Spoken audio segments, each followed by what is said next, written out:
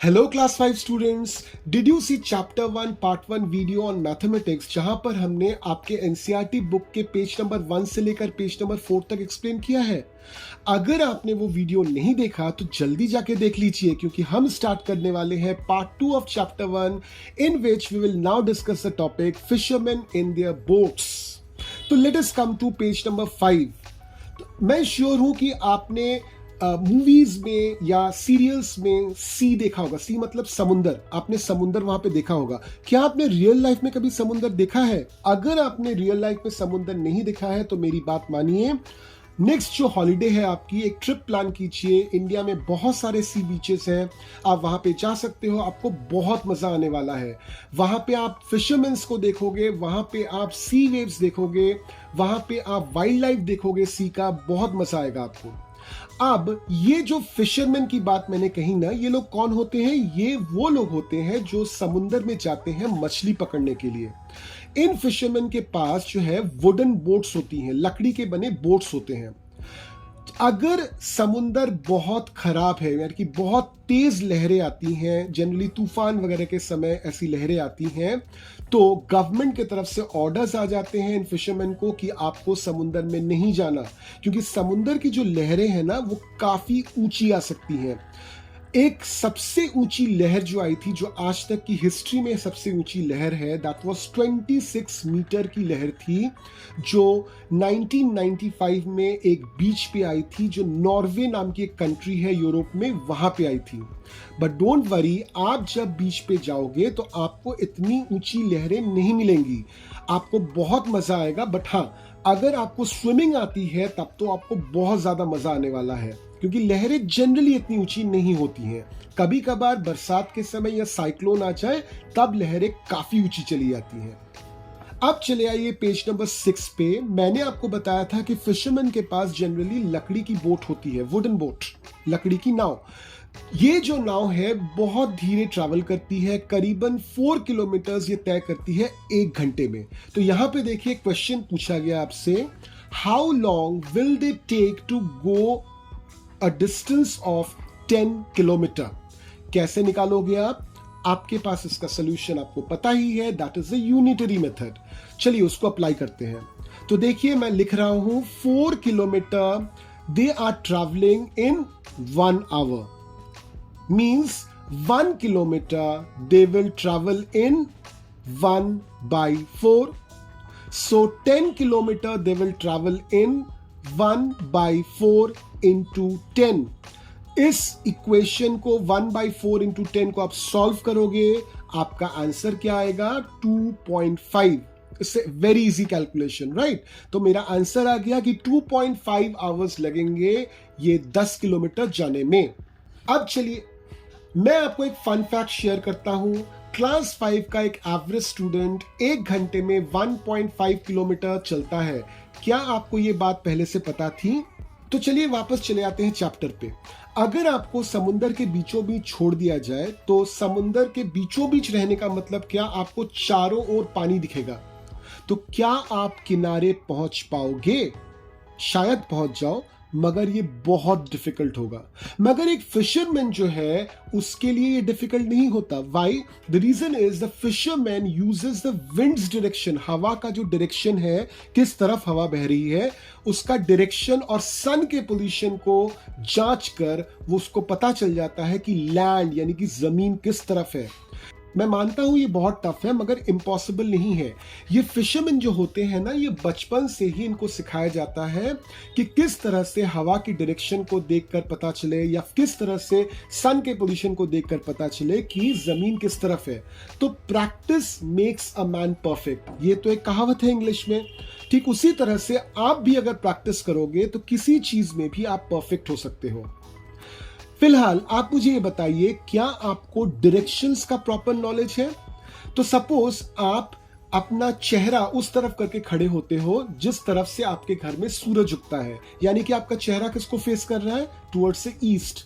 तो आपका जो पीछे का पोर्शन होगा, आपका जो बैक होगा, वो किस तरफ फेस करेगा? Towards the west. आपका दाहिना हाथ किस तरफ पॉइंट करेगा? Towards the south. और आपका बायां हाथ किस तरफ पॉइंट करेगा? That is towards the north. तो ये डायरेक्शन का सेंस भी रहना बहुत जरूरी है, ये भी इन फिशरमैन को बहुत अच्छी तरह से रहता है। ये फिशरमैन जो है, इनकी और एक खासियत होती है कि इनकी पेशेंस पावर बहुत ज्यादा होती है। पेशेंस मतलब धैर्य, इनका धैर्य बहुत ज्यादा होता है। ये जब फिशिंग करने जाते हैं, उनको पता रहता है कि इस इलाके में फिश मिलेंगे, तो ये लोग क्या करते हैं, अपना जो मछली का जाल है, फिशिंग नेट है, उसको पानी में डाल देते हैं और घंटों इंतजार करते हैं उन फिशेस को पकड़ने में। अब कुछ फिशरमैन हैं जिनके पास अभी के तारीख में ऐसे बोट भी हैं जिनमें मोटर लगा हुआ है। तो ऑब्वियसली अगर कोई बोट मोटर से चलता है तो काफी तेज चलेगा। तो ये बोट करीबन 20 किलोमीटर्स पर आवर की स्पीड पे चलता है। तो चले आइए पेज नंबर 7 पे, जहां पे कुछ क्वेश्चंस पूछे गए हैं। First is, how far would the motor boats go in 3.5 hours? कैसे सॉल्व करेंगे? Once again we'll apply the unitary method. So in 1 hour fishermen can travel how much? 20 kilometer in motorboat. So in 3 hours how much will he travel? 20 into 3, that is 60 kilometer. अब देखिए, आपको पूछा है 3.5 hours। 3 तो मैंने निकाल लिया, half hours बाकी है। तो in half hour how much he will travel? So it is 20 का half, that is 20 by 2, 20 divided by 2 कितना होता है? 10 kilometre. So the total distance they will travel in the motor boat in 1 hour is 60 plus 10, that is 70 kilometre. ठीक है, अगला question आ जाइए। How much time will they take to go 85 kilometre? फिर से यूनिटरी मेथड लगाएंगे। So 20 kilometre they are travelling in 1 hour। तो 1 kilometre कितने में ट्रैवल करेंगे? 1/20 आवर। तो 85 किलोमीटर कितने में ट्रैवल करेंगे? 1/20 into 85। इसको सॉल्व कीजिए, आपका आंसर आएगा 4 1/4 hours, विच मीन्स 4 hours। और 1/4 of 60 minutes कितना होता है? क्योंकि 1 घंटा 60 मिनट्स का होता है, तो 1/4 of 60 minutes कितना होता है? 15। यानी कि आपका टोटल आंसर आ गया 4 hours 15 minutes उसको लगेंगे 85 किलोमीटर ट्रैवल करने में। अब ये फिशरमैन जो होते हैं ना, ये बहुत ज्यादा काइंड होते हैं। ये लोग क्या करते हैं, छोटे छोटे मछलियों को छोड़ देते हैं और जो बड़े फिश होते हैं उनको पकड़ते हैं। ये जानबूझकर ऐसा फिशिंग नेट यूज करते हैं कि छोटी मछलियां जो हैं उस फिशिंग नेट के आर पार चली जाए, वो पकड़ में ना आए, और जो बड़ी मछलियां हैं उनको वो पकड़ ले। बट आज की तारीख में कुछ ऐसे बोट भी यूज होते हैं जो बहुत बड़े होते हैं, जो मोटर से चलते हैं, इनको हम लोग बोलते हैं ट्रॉलर। ये ट्रॉलर क्या करता है, जितनी भी मछलियां होती हैं, छोटी हो बड़ी हो, सबको एक साथ पकड़ लेता है और ये बहुत स्पीड से चलता है। तो ट्रॉलर एक तरह से नुकसान करता है। हाँ, मान लेते हैं कि बहुत सारी मछलियां एक बार में पकड़ सकता है, मगर ऑब्वियसली इससे एनवायरनमेंट का नुकसान तो जरूर होता है, क्योंकि छोटी मछलियां वो भी पकड़ में आ जाती हैं ट्रॉलर की। अब चले आते हैं पेज नंबर 9 पर, जहां पे एक टेबल दी हुई है और उसके बेसिस पे 3 क्वेश्चंस हैं। पहला क्वेश्चन है, how much fish in all will each type of boat bring in 7 trips? तो यहां पे देखिए टेबल में एक ट्रिप में एक बोट कितनी मछलियों को पकड़ेगा, कितनी केजी मछलियों को पकड़ेगा, वो दिया हुआ है। और आपसे क्या बोला गया है कि हर एक बोट अगर 7 ट्रिप करे, यानी कि लॉग बोट 7 ट्रिप करे, लॉन्ग टेल बोट 7 ट्रिप करे, मोटर बोट 7 ट्रिप करे, और मशीन बोट अगर 7 ट्रिप करे, तो कितनी मछलियां इंडिविजुअली ये पकड़ने वाली हैं। तो चलिए इसको सॉल्व करते हैं। तो सबसे पहले लॉग बोट को ले लेते हैं। तो एक ट्रिप में ये कितनी मछलियां पकड़ रहा है? 20। तो 7 ट्रिप में कितनी पकड़ेगा ये? 20 into 7, that is 140 kg। Long tail boat एक ट्रिप में ये कितनी मछलियां पकड़ रहा है? 600। तो 7 ट्रिप्स में कितनी पकड़ेगा? 600 into 7, that is 4200 kg। Motor boat एक ट्रिप में पकड़ रहा है 800 kg, तो 7 ट्रिप्स में कितना पकड़ेगा? 800 into 7, that is 5600 kg। Machine boat एक ट्रिप में पकड़ रहा है 6000, तो 7 ट्रिप्स में कितना पकड़ेगा? 42000 kg। ओके, अब चले आते हैं क्वेश्चन नंबर बी पे। तो क्वेश्चन नंबर बी है, about how far can a motor boat go in 6 hours? तो चलिए इसको सॉल्व करते हैं। In 1 hour, motorboat travels equals to 20 kilometer. So in 6 hours, motorboat travel 20 into 6 बढ़ जाएगा into 6, so it is 120 kilometer.